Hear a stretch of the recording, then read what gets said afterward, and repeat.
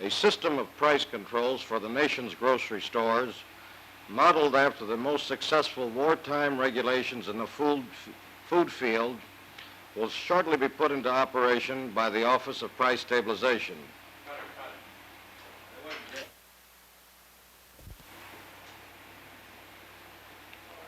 A system right through it.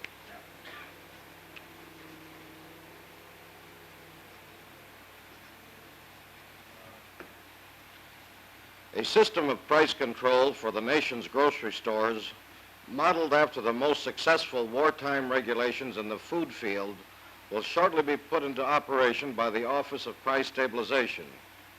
Among major foods covered in the new regulations are butter, packaged cheese, baby foods, cocoa, breakfast cereals, coffee and tea, flour, flour mixes, canned and frozen fruits and vegetables, jams and jellies, lard, mayonnaise and salad dressings, shortenings, canned meats, and canned fish.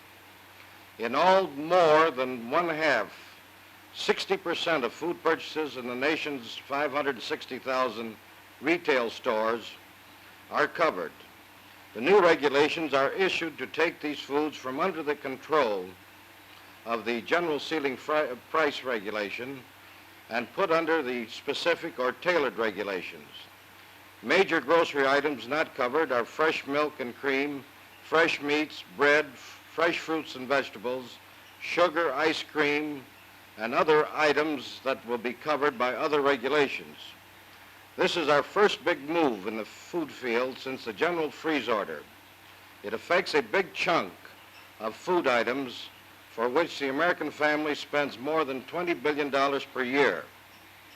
The immediate impact of this regulation will be to reduce food prices. However, this may be tempered a little later on by the operations of the parity provisions of the Defense Mobilization Act of 1950.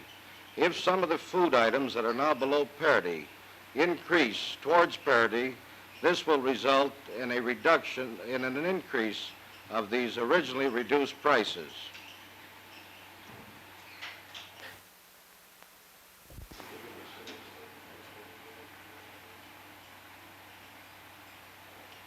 These regulations should prove a word of cheer for the American housewives. The regulations will provide an effective form of price controls for more than 60% of the items handled at the local grocery stores. We feel that a majority of these items will be reduced in price. However, the parity provisions of the Act may later prove that these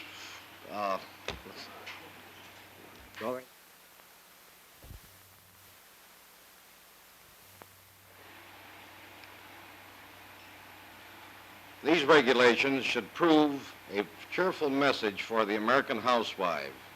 The immediate impact of these regulations will be to reduce food prices in most cases. These regulations cover 60% of the items handled at the grocery store and will cover $20 billion in volume that's spent by the American family each year. As the parity provisions of the 1950 Production Act become more and more understandable, some of these food items might rise to parity and cause an increase later on. But we do feel immediately that the overall impact will be reduction.